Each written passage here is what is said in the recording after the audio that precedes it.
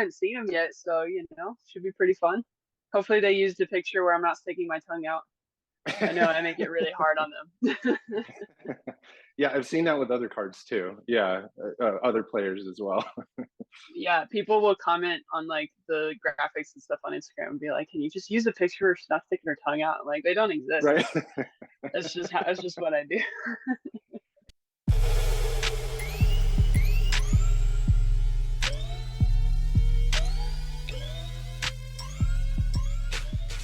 She's going to move in front of Kristen Tatar unless Kristen makes an enormous putt. Well, welcome to the One of One, HOLYN. Thanks for joining me today. Yeah, man. Thanks for having me. Really exciting show today. We're going to be talking about all things disc golf and collectibles. That's what this channel is going to be about, is getting the word out about new disc golf items. Now that the sport is blowing up even more and sports cards are really big, it's kind of awesome to have a channel dedicated to that. This is cool that you're doing this. I haven't really seen content like this yet, so I'm really interested to see where you take it. Me too. So yeah, we have a lot to talk about today. One of the biggest things is we get an exclusive look at your brand new 2024 Disc Golf Pro Tour cards.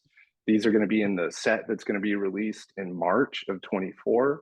And as of this recording, I believe they're still available for pre-sale. So packs, boxes. So these cards that you have currently that were sent to you by Disc Golf Pro Tour will be signed and then put into the packs for people to pull out. So yeah, I haven't even seen them yet. They're still in the box, so we're doing this all live for the viewers. Yeah.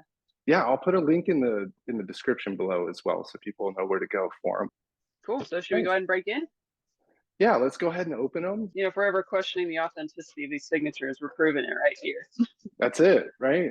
First-hand experience. I'll start with a quick question. Have you ever collected anything before? Did you ever grow up collecting anything? Not really. I have a little bit of a disc collection, obviously, because I get so many now. And then I keep things that have more sentimental value to me, more so than just straight up collectibles. I've got, what's cool is Brixton, they give us a couple of everything that they put out every year, so it's cool to kind of accumulate that. And then I'm sure those will have increased sentimental value, years down the road after I'm retired and such. Man, this big box, and then it's this little box, and then it's super protected tiny stack of cards. Yeah. And a marker. So one thing about us card collectors, we're very particular about condition, and that's a big piece of collecting is corners and surface. I know I was selling a couple, like, that's how we met. I was selling a couple on the Facebook group, and I was like making sure I Googled how to like send the cards off, because I know people are so picky. All right, are we ready? Are we ready to reveal We're ready. These? Heck yeah. All right. Oh, they did pick one with the tongue out. We were talking about that before. But they look pretty good. Yes. Nice. Those are the new Hero Series cards. Great. Yeah. And they got the Vulture. Like they got the Vulture back there, my Tour Series. Amazing. Nice. Those look really great. Sweet. Yeah, I love their reflective foil and the different stamping that they do. Really like high relief. That's cool. Yeah, those are nice. Got the nice little glare there. Okay, please sign the card using the blue marker. Sign near the bottom, above the name, across my left leg. How about now? Are you now, because you have your own cards, you have kind of your own collection going on? I'm not super really collecting other people's cards. There were a couple ways that I ended up with some packs, because people gave them to me. Brixton gave us some, and I was like, well, since I don't really collect these, I've been selling them for what I hope is a very fair and cheap price, because I know, like, I'm not as big of a collector. But then I've got I can show them to you here. I made sure to grab them, but I've got some of my own. Got like they gave me a bunch of these like golden eras, and I've got the historics. Nice. Yep. We've got the classics and other golden eras. We've got a bunch of them. And I even have some from like the years before they were working with the Pro Tour, and they were just doing runs with OTB. Because that was actually the first collaboration. And then I was on Team OTB at the time, even though I wasn't a very big player. So I've got a few from that. Yeah, that was the connection with Schaefer Sports, right? In No, OTB as I well. wasn't even with Oh, you Schaefer weren't Sports with yet. Schaefer yet. Yeah, Oh, interesting. Okay. I wasn't even on tour full time yet. OTB was actually my Mm, first sponsor. nice. And Yeah, yeah, the that's right. pictures used on these are from my local A tier. They're not even, I wasn't even on the tour yet for them to have like pro tour pictures. Awesome. Yeah, that was going to be one of my questions. Where was that event played at? So okay, so that was back That before. was Goat Okay, Hill. That was Goat Hill Goat back Hill. before I was on tour. That's awesome. Yeah, Yeah. that's great. Yeah, Schaefer has played a big role actually with Ty at Disc Golf Pro Tour, and then Ryan at Brixton, and then Schaefer Sports. They all have played a big role Mhm. in getting these awesome trading cards out, Oh, especially over the and last two Blake years. has so many. Blake Schaefer, who runs Does he? Schaefer Sports. I've seen his setup. He has quite the collection Does he of both really? I'll have to talk to disc him. golf cards, baseball cards, disc golf discs. Hmm. His whole basement is just full. Okay, It's so kind of he's an avid crazy. collector. Yeah, You purple wear is a my lot of mom's purple too. favorite color, so I do frequently wear purple for her. All right, we got the first signature. Looking good. That's what they're all gonna look like, hopefully. That's great. Yeah, that I will looks say beautiful. signing like this is a lot easier. I'm always a little nervous when people bring me cards at events to sign because a lot of times like I Mm. just finished playing and I'm like my hands are dirty and like Yeah. I'm standing and signing them using a disc as the backdrop and I really don't want to mess up their cards. Yeah, that makes sense. We do Yeah. do a couple signing sessions a year. We did one at the Open at Austin and one again Hmm. at the Pro Tour finale with Brixton. Yeah. Yeah, So I those are remember all that. Yeah. real. Those are all real. We go in there and we just Yeah, the little sign for about signing 30 RV, right? minutes. Mm-hmm. They have their own little RV set up. What would you say is your favorite band or music to listen to? Oh man, my music tastes are chaotic. So my like Spotify wrapped genres Mm. was like pop, show tunes, metal, rap, and like some kind of electronic music because I listen to that while I'm doing my putting practice. But yeah, generally I do like listening to like rock covers of pop songs. So Rain Cool. Paris is one of my favorites for that. And then Mm. I'm huge into musicals, so a lot of Is times that for those right? long road trips. Oh yeah, That's huge into awesome. My wife Broadway. is too. Yeah, she's from New Yeah. York and she grew up with Oh no shows and way. yeah, Les Mis and I think We're Rent was one of her actually favorite. we're actually Washington gonna go Heights. see. Yeah, we're gonna go see Les Mis here in Nice. January. It's gonna be in Oklahoma City. That was one of my birthday Nice. presents. Good for you. Right on. Um, That's a lot of fun. yeah, Yeah, my wife loves shows. she's that's she's got me awesome. dialed in on the shows now. They're fun. Yeah, I've gotten even Yeah. gotten my boyfriend into them a little bit. He likes a good show.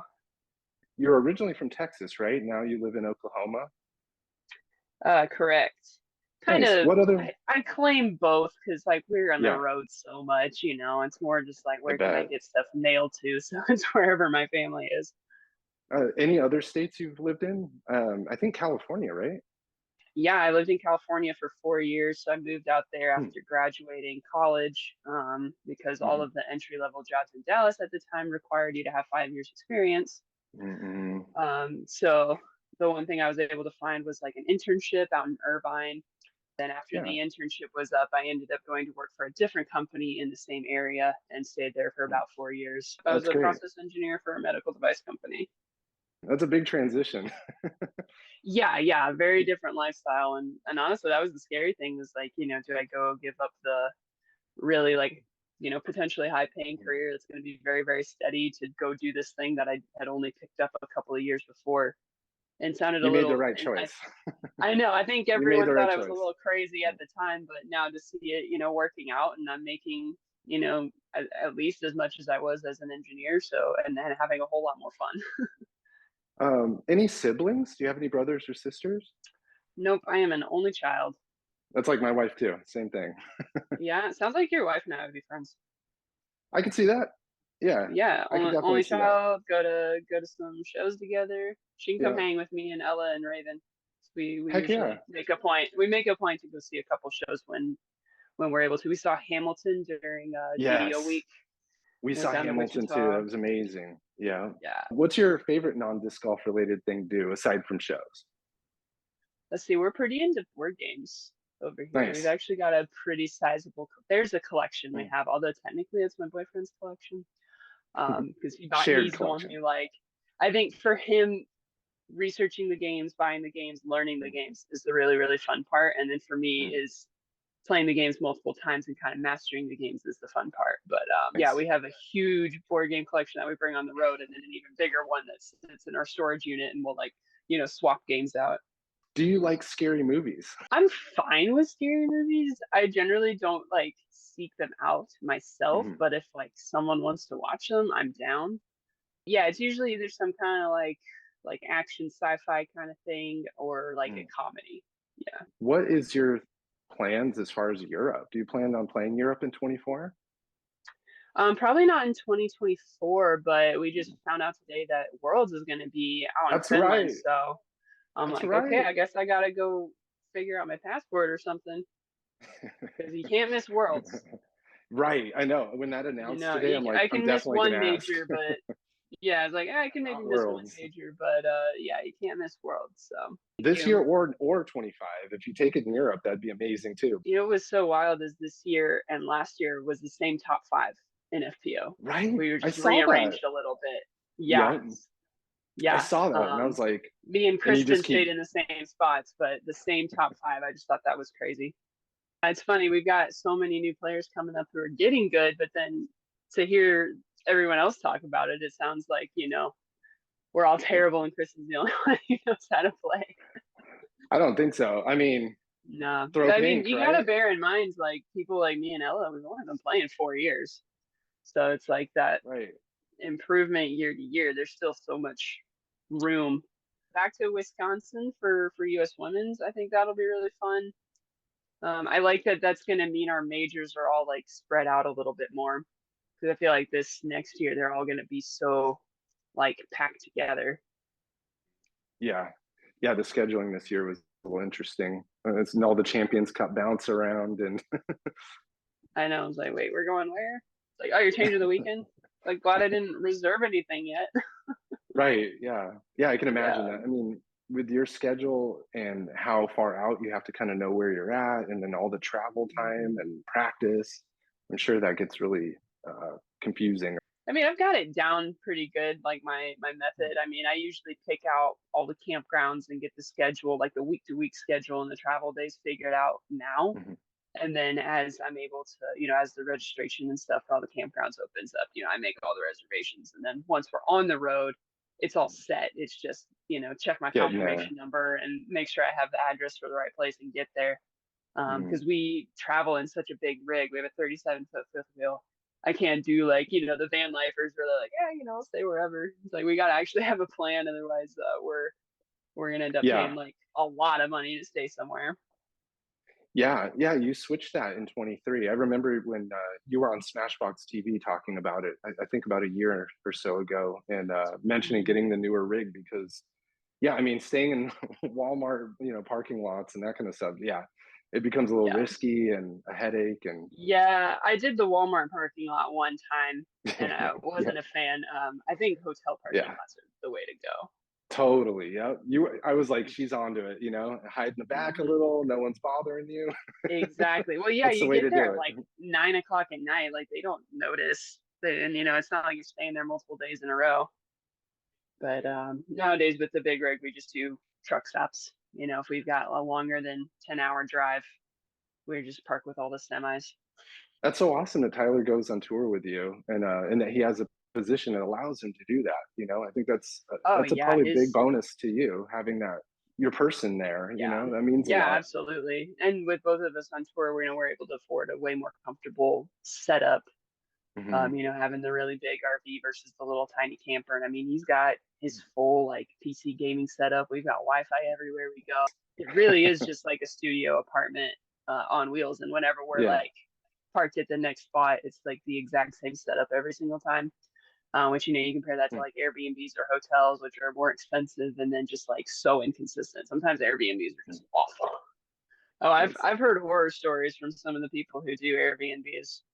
Have you? They'll get there. Yeah, they'll get there sometimes and find out it was like a scam, that the Airbnb doesn't exist. Oh no. Or there might be like they've had like bug problems or. Oh yeah, I've heard that one too.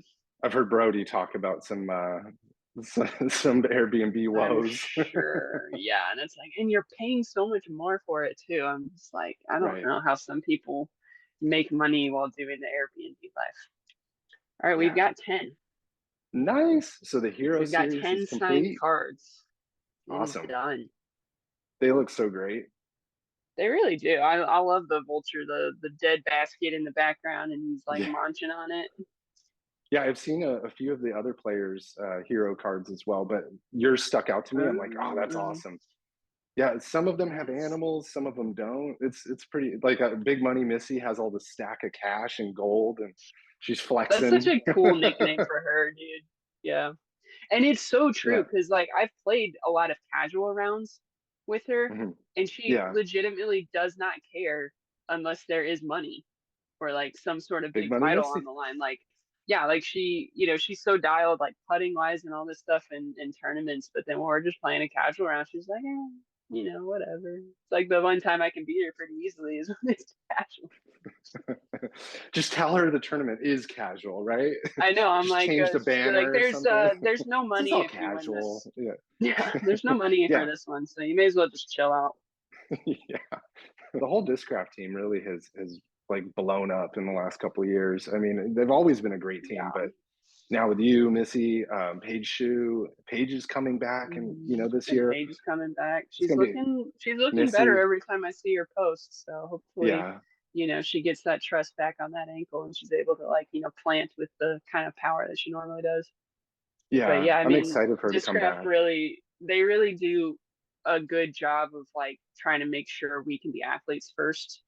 Because it's disc golf's still in a place where like we have to do a lot of our own self promotion and marketing and stuff, but they have like a marketing team that does a lot of stuff in the background, and so it really becomes the thing of like they'll just kind of tell us, hey, we're gonna do a drop, will you like film something real quick, or they'll just send us stuff, and like they don't make us necessarily be the driving force. They're kind of the driving force, and if we have ideas we can bring them to them, and they're almost pretty much always on board. And that's why like we have so many cool runs on the Team Discraft site. We're able to do like cool collaborations, and they really take our feedback well, and they've been working to like improve communication and continue to get cool ideas from us, which is something that I haven't really seen the other companies do. If you're so pulled in so many different directions, then how are you really going to perform as an athlete and get to those big events and take them down? And you're right, that page, when they released it, I think that was at the beginning of 23, right? The new Discraft page for each player. I think it's amazing. Yeah. That was a good one. We can take advantage of each other doing well, because like if one person on the team wins, people go and they want to buy their commemorative disc, but usually while they're there, they might grab a disc because they can put it all into one cart. So we get a little bit of benefit from each other's successes, and it really encourages us to try and help each other when it comes to promoting things.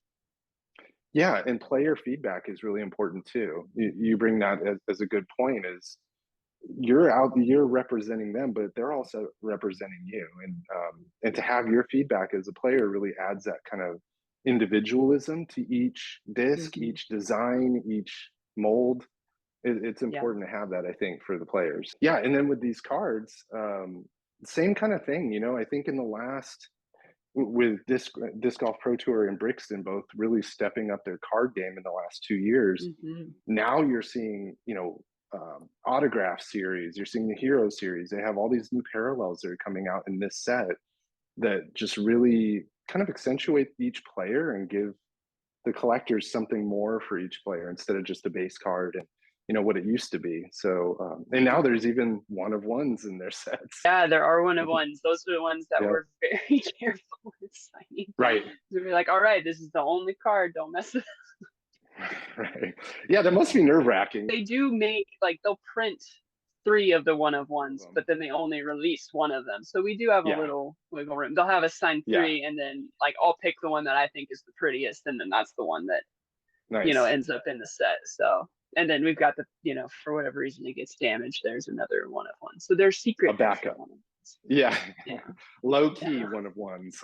Low key. They're not the real one of one stuff. What was your thoughts when you first saw yourself on trading cards? Like, that must have been a trip as well. Yeah, it was weird because like, I never really had intended to be a professional athlete, right? I was going to go be an engineer and that was going to be my thing. And then it's like weird that this thing was a hobby and, I saw pro players as pro players and then now those pro players are my peers. So it's just like, it's almost like me and my friends are on trading cards. Cool to see people get really into collecting them and get excited about them. And then like, something as simple as me like signing something for somebody really makes their day. So it's cool to be able to do that for people. Thank you for that. There's particular players that really stand out to you or speak to you or hold something important to you. And it's kind of nice to have some kind of memorabilia to look back at Yeah. 10 years from now. I'm grateful. Like back here, I have the first disc you signed for me. And oh, nice, the Vader. Yeah. And I have so many of those. Do you really? I do. I have like those MVP boxes that are like one disc wide that are like that. Yeah, I have a whole one of those. Full of those. You were one of the first people I came up to actually at the Disc Golf Pro Tour Championships of 22, and I was like, wow, she was so like welcoming and inviting and awesome to talk to, and that stays with fans. And now we have all these awesome new cards to collect because these companies have realized, it is something special to have an autograph or a one of one of a player that really matters to you. So well, yeah, and like building up the community almost from like a grassroots level up and like getting fans connected to players is experience more enjoyable because then like you have like that personal connection to the person you're now rooting for. And from my perspective, I'm like, it's the least I can do is, sign things and say hi to fans and interact and stuff. Cause like we don't get to have any of this, if there's not fans who want to watch us play. Synergistic, right? Oh yeah. Yeah. We're trying to make a cool thing for y'all to watch. And then y'all are making it possible for us to live this lifestyle. So very symbiotic.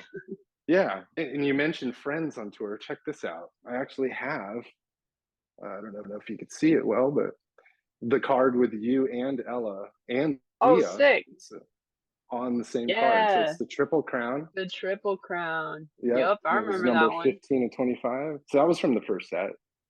But yeah, it was all three. The FPO rookies that were included in this set. So the team OTB at the time.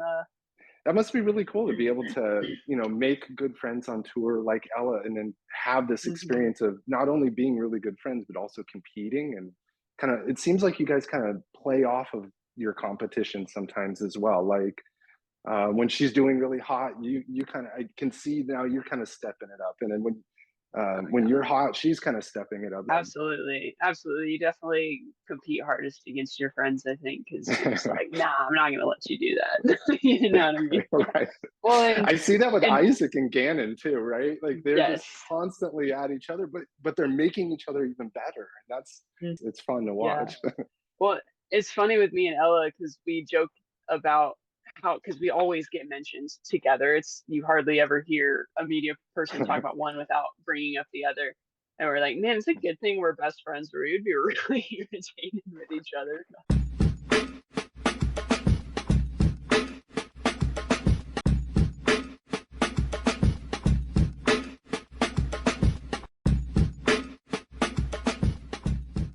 Who doggy?